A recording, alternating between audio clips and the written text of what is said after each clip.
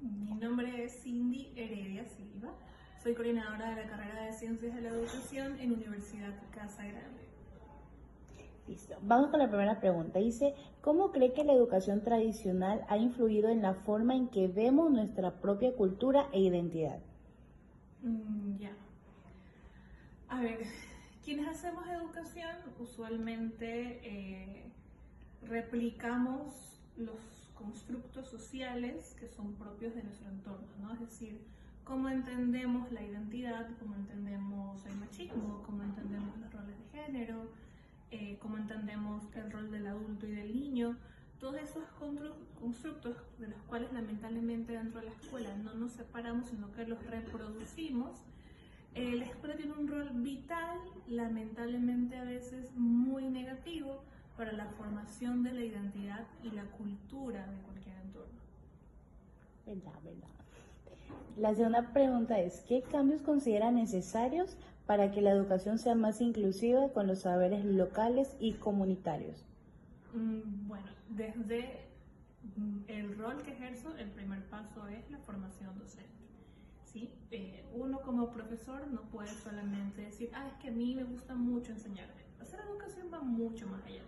Entonces yo también tengo que pasar por un proceso en el cual tengo que ser confrontada con mis creencias, con mis prejuicios, reconocer que yo puedo tener actitudes que excluyen, que son racistas, que son machistas, y también y dentro de la formación deben haber unas condiciones que le permitan al estudiante confrontarse y deconstruirse. Si la nueva generación de docentes puede realmente tener una mirada inclusiva, entonces su práctica docente en el aula va a ser coherente con ella. Tercera pregunta dice, ¿de qué manera se podría valorar más la diversidad cultural dentro del aula? ¿De qué manera? Yo creo que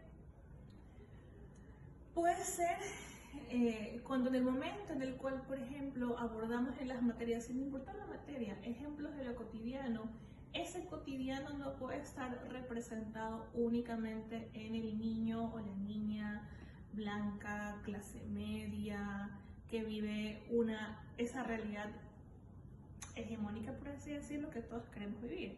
Hay que explicar la diversidad en todo el sentido, ¿no? La diversidad racial, la diversidad cultural, la desigualdad social, para poder decir, miren, el mundo es todo esto, ¿no? Está bien que uno quiera aspirar a una buena calidad de vida, pero primero entendamos la realidad y segundo entendamos que cuando hablamos de cultura y cuando hablamos de identidad en un país como este, no hay una sola identidad, que es esta identidad mestiza toda blanqueada. No, es una identidad riquísima, pluricultural, diversa y que no la logramos entender y no la logramos disfrutar porque así como somos de diversos, así somos de racistas. ¿Cuáles son los principales desafíos que enfrentan los docentes al intentar aplicar una pedagogía más humanista y menos centrada en enfoques eurocéntricos en el aula? Ya. Al pensar en una pedagogía más humanista, vamos a pensar en una pedagogía que está centrada en el individuo. Ahora, reconocer ese individuo implica reconocer los diferentes contextos en los cuales se está desarrollando, ¿no? Entonces, si queremos pensar en una pedagogía más humanista, vamos a pensar entonces en que el ejercicio educativo que hago se vincula con las condiciones socioeconómicas, culturales, familiares de ese individuo. Por lo tanto, no puedo pensar que todo lo que yo hago como intención pedagógica solamente esté pensada en lo que tiene que aprender en cuanto a competencias establecidas en un currículo. También tengo que entender las condiciones que están detrás de ello, qué es lo que hace posible o no que el niño desarrolle esa competencia. Y cuando hablamos del eurocentrismo, que es algo bastante complejo pero también común de entender, es que en la formación de los profesionales del área de la educación, del área de las ciencias sociales, siempre los grandes teóricos, las grandes investigaciones vinieron de Europa, o vienen de Estados Unidos. Eso que llamamos primer mundo, donde las condiciones de vida para las personas son completamente distintas, su historia es distinta. Entonces, incluso se habla, y es real, de esas teorías colonizadoras, que nos hablan acerca de un ideal de desarrollo del niño porque en los parámetros o en la realidad de cómo se ha dado el desarrollo económico, social, tecnológico en Europa, debería darse en América Latina, y no es así. Sumemos que en una América Latina que sufre desigualdad estructural, pero que también tiene mucha diversidad cultural.